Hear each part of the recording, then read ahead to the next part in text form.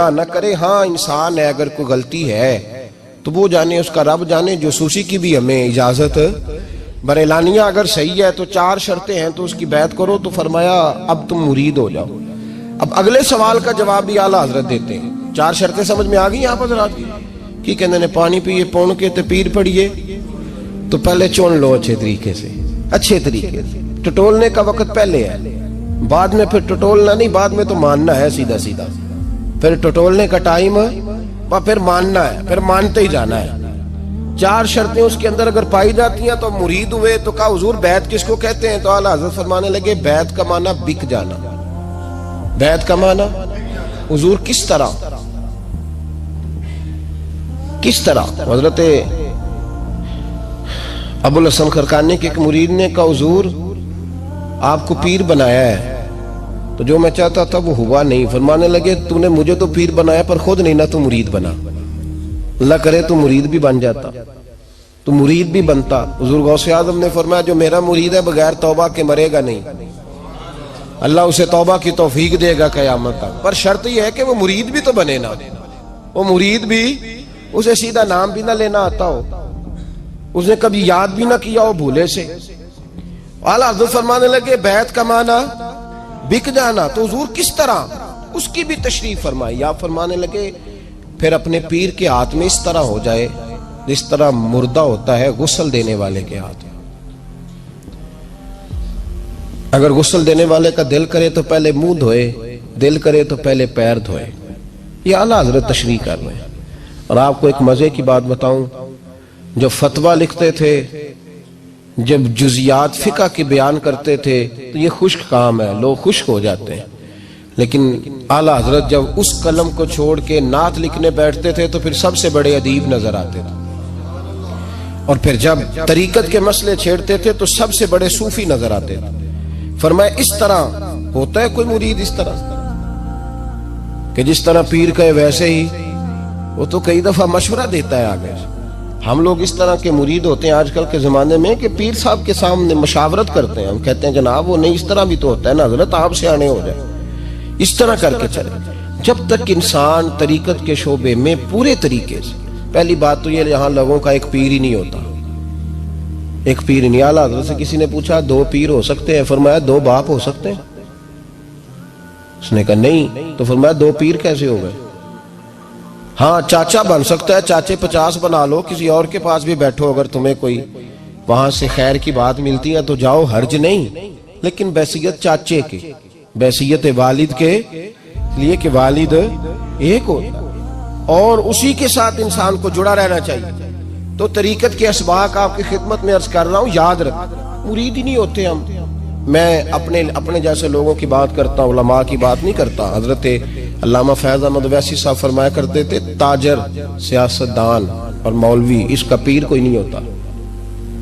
ये सियासी बैत करता है, ये देखता है जिस इलाके में ज्यादा मुरीद हैं जिस पीर साहब के, ये मौलवी उन्हीं का मुरीद हो जाता है। कहते चलो मैनू पीर भाई समझेंगे तो मेरे साथ देंगे। सियासी बैत। तो क्या मिलेगा उस शख्स को? यही हाल ताजर और सियासतदान करते हैं। वो ताजरों और सियासतदानों ने जिस तरह एक गुंडा भी रखा होता है और जिस तरह उन्होंने एक सियासी रिश्ता भी रखा है, इस तरह एक पीर भी रखा होता है निस्बत साबित करने के लिए। पीर जो मैं कह रहा हूं मैं सही कह रहा हूं, पीर पकड़ा नहीं होता, पीर रखा होता है। पीर रखा होता है। वो मेरे सामने भी एक साहब ने कहा असामी पीर रखे ने। वो मैं क्या, तुसा पीर रखे ने, सानू पीरा ने रखे है। फर्क तो काफी ज्यादा है ना जी। तुसा पीर रखे ने ते सानू, इसमें फर्क है ना जनाब। तो काफी खासा फर्क है दो इस जुमले के अंदर। तो याद रखे तरीकत के शोबे के अंदर जब तक आप इस तरह नहीं होते आपको कैसे कुछ है मिले। देखे ना, एक सादी मिसाल देता हूँ। मैंने शुरू में कहा था आज की महफिल में वजूद के साथ ना बैठना, दिल और रूह के साथ बैठना। डॉक्टर होता है MBBS, उसके पास शेखुल हदीस साहब चले जाए ना, मुफ्ती आजम शेखुल हदीस, तो डॉक्टर के पास चले जाएं तो वो डॉक्टर जाके कहता है मुंह खोलो जी। मुंह खोलता कहता नहीं थोड़ा और खोलो। खोलते हैं कि नहीं? क्या कहते हैं डॉक्टर को? कहते हैं मैं सियाना बैना बंदा, तू मैनू केड़े काम लाता है। बल्कि वो अब डॉक्टरों ने ना वो लकड़ी का चमचा रखा होता है, मुंह में डालते, कहते आ करो। वो सियाना बंदा आ कर रहा होता है। फिर डॉक्टर पीछे रखता है वो आला तो कहता है सांस लो, लेना पड़ता है कि नहीं? नहीं तुसी ते नहीं लेना, बोलते ही नहीं थे तुसा आखड़ा ना जनाब, गोली देनी जे ते दियो, नहीं ते आप है जाते थे। लेना पड़ता है कि नहीं सांस? अगर वो कहे नहीं लेना तो सियाने बयाने बंदे को कोई जनाब कल 5 बजे आ जाना, तेरा पेट काटना है, ऑपरेशन करना है, तो वो क्या कहेगा? मैं पढ़ा लिखा आदमी हूं, तू क्या कर रहा है? वो खुदा के बंदे, एक डॉक्टर देखे ना, ये मुंह खोलना, ऊंचा सांस लेना, हल्का लेना, ये बच्चों की तरह इंसान अजीब नहीं लगता? लेकिन अगर एक डॉक्टर कहता है तो करना पड़ता है कि नहीं? तो ये पीर साहब आखते नहीं करना चाहिए।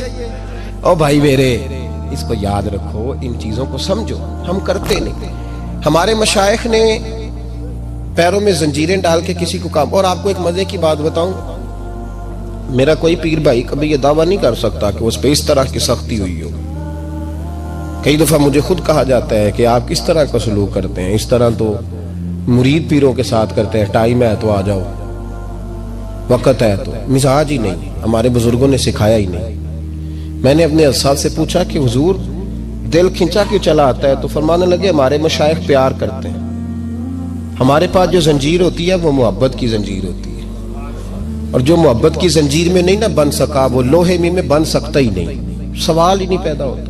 उसकी दलील एक वाकया सुनाता हूँ ख्वाजा मोइनुद्दीन अजमेरी का। अताए रसूल हिंदुल वली हजरत ख्वाजा मोइनुद्दीन अजमेरी रहमतुल्लाह ताला अलैह, मेरे हजरत साहब फरमाया करते हैं, हम कट्टर कादरी हैं, पर हम खुल के ये बात मानते हैं कि हिंदुस्तान के बादशाह का नाम मोइनुद्दीन अजमेरी है। ये बबांगे दोहल मानते हैं। बहरहाल हिंदुल वली हजरत ख्वाजा अजमेरी हैं। ख्वाजा अजमेरी जब नए नए आए ना यहाँ अजमेर शरीफ में, आपने खैमा लगाया था, कपड़े का खैमा लगा के उसमें रहते थे। तो एक नौजवान था, वो बाहर रहता था अजमेर से, तो वो आया कुछ दिनों के लिए, पढ़ाई से फारग होकर, अजमेर का रहने वाला था लेकिन बाहर रहता था। जब यहाँ आया ना, वो असर के बाद वो गुजरता ख्वाजा अजमेरी के खैमे के सामने से, झोंपड़ी के सामने से, तो ख्वाजा साहब असर के बाद बैठ के रोया करते थे। आशिक दा काम ही रोना तोना, बिना रोयो नहीं मंजूरी, ये आशिक सदा ही रोंदा रहिंदा, भावें वसल होवे ते भावां दूरी, रोया करते थे। तो नौजवान बड़ा सादा सा था, बचपन में वालिद फौत हो गए, सिर्फ माँ ही माँ थी। एक दिन अम्मा से जाके कहने लगा, ये मुसलमानों का साधु रोता क्यों है? अम्मा कहने लगी, मुझे क्या पता। बच्चा कहता, मेरे अंदर तजस्सुस बढ़ गया कि बाबे से पूछूं तो सही क्यों रोता है। 2, 4, 5, 10 दफा मैं गुजरा। एक दिन बेचैन होके मैं कमरे में चला गया उजरे में, तो मैंने कहा, बाबा क्यों रोते हो? कहने लगे, मुझे अपने शेख की याद आती है, मुझे याद आती है। तो बच्चा कहता, मुझे उस वक्त तक पता नहीं था कि मोहब्बत में भी रोया जाता है। मैं समझता था रोना सिर्फ दुखों में आता है। शेख की याद आती है। हजरत आयशा सिद्दीका रदी अल्लाह ताला अन्हा फरमाती हैं, जिस दिन नबी पाक सल्लल्लाहु अलैहि वसल्लम रात के वक्त हमारे घर आए ना, और हुजूर ने फरमाया, अबू बकर चल, तूने मेरे साथ मदीने जाना है, तो मैंने जनाब सिद्दीक अकबर को रोते देखा। तब मुझे पता चला कि मोहब्बत में भी बड़ा रोना आता है, मोहब्बत में भी रोया जाता है। फरमाते ख्वाजा अजमेर से वो नौजवान कहने लगा, बाबा प्यार में भी रोया जाता है? कहा? कहने लगा, मैंने भी रोना है। तो आप फरमाने लगे, 2 शर्तें हैं कि कलमा पढ़ जा, दूसरा मेरा मुरीद हो जा, आ जाएगा रोना। कहते बस लौश ही लग गई, कभी आंसू देखे ही नहीं थे। हजरत अजमेरी कहते हैं, इस तरह कर ले। कहने लगा, जी मैं अपनी अम्मा से पूछ लूं। अम्मा के पास गया तो अम्मा कहने लगी, बेटे मैं तुझे जानती हूँ, तेरे दिल में जो बात बचपन से आ जाती है ना, फिर वो निकलती कोई नहीं, तो इस तरह कर ले जिस तरह बाबा कहता है, इसलिए कि तूने पीछे तो हटना नहीं। जाके मुरीद हो गया, कलमा पड़ गया। अब बाबा जी कहते, नाश्ता भी मेरे साथ करना है, शाम का खाना भी, और फजर की सैर में भी तू साथ जाएगा। प्रीत हो गई, प्यार बढ़ गया, पर कट गए, जिंदगी बाबे से वाबस्ता हो गई। अब चंद महीने जब गुजर गए ना, पूरी लौ लग गई। तो बाबा जी कहने लगे, बेटे तेरी 3 छुट्टियां हैं, 3 दिन तूने मुझे मिलने नहीं आना। बिल्कुल 3 दिन के बाद आना। उसने कहा, मसला ही कोई नहीं, परवाह ही नहीं थी ना, पता ही नहीं था। तो वो चला गया घर, सुबह से शाम तक रहा, शाम को अम्मा ने रोटी दी तो 3 रोटियां खाया करता था, अब एक लुकमा भी ना तोड़ा जाए। अम्मा कहती बेटे खैर है? अम्मा जी पता कोई नहीं, को अंदर कमी है किसी चीज की, कोई खबर नहीं, पता कोई नहीं। ख्वाजा साहब रहमतुल्लाह ताला अलैह का वो मुरीद अम्मा बार बार पूछती लेकिन कोई बात हो तो बताए ना। कुछ नहीं अम्मा, कोई नहीं। बड़ी मुश्किल से शाम हुई, शफक गायब हुई, अंधेरा जो छाया, सारी दुनिया बिस्तर पे लेट गई तो उसने उठ के छत पे घूमना शुरू कर दिया। बच्चा ना सोए तो अम्मा कैसे सोए? अम्मा भी छत पे आई, कहा बेटे क्या बात है? कहा अम्मा पता कोई नहीं, कोई मेरी नींद उड़ा के ले गया है। बेटे तूने रोटी भी नहीं खाई? कहा अम्मा कोई नहीं पता, कोई पता नहीं। जब 12 बजे के बाद का वक्त आया तो फिर हल्के हल्के आंसू निकले और जब सहरी चमकी तो धाड़े मार के रोया। बेटे क्या हुआ? लगा अम्मा मैंने बाबा जी के पास जाना है, उसे कह मेहरबानी करे, मैं नहीं, ये जुदाई मेरे बस का रोग नहीं, अब नहीं, मैं नहीं रह सकता।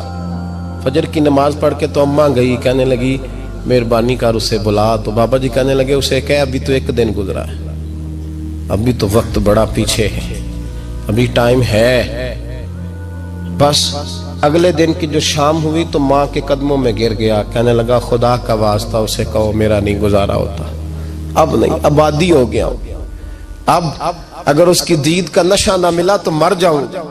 हजरत अजमेरी रहमतुल्लाह अलैह के पास अम्मा रोती हुई आई, कहने लगी बाबा मुझे नहीं पता तेरा उसका रिश्ता क्या है, मैं तो माँ हूं। उसके आंसू गिरते हैं तो मेरा कलेजा फटता है, वो जब रोता है तो मेरी जान निकलती है, मेहरबानी कर उसे दीद का नशा दे, मेरा बेटा है, बिलकता है, देखा नहीं जाता। जब ये लफ्ज कहे तो आप फरमाने लगे माँ तो अवैस करने की हो तो मेरे रसूल दीदार मना कर देते हैं, तो तू माँ बन के आई है तो तुझे कैसे रोक दूं? फरमाया जा उसे कह आ जाए। अब वो वहां से निकला तो दौड़ा आया और आके खड़ा हुआ तो हजरत अजमेरी मुरीदों को सबक पढ़ा रहे थे, किताब खुली हुई, बात हो रही थी मुरीदों के साथ गुफ्तगू हो रही। वो आके खड़ा हो गया, एक नजर यूं उठाई तो दरवाजा, बड़ी देर से खड़ा, यूं नजर उठाई उसकी तरफ देखा, बस देखा ही था कि वो धाड़े मार के रोने लगा। तो हजरत अजमेरी ने मुस्कुरा के एक जुमला कहा, फरमाया पता चल गया मोहब्बत में भी रोना आया करता है। पता चल गया, दौड़ के कदमों में आया। फिर लोग कहते हैं जब वो आया ना तो आंसू हजरत अजमेरी के भी निकल गए, रो पड़े, आहें निकली। फरमाने लगे बेलिया रात सोया नहीं ना? कहा हुजूर नहीं।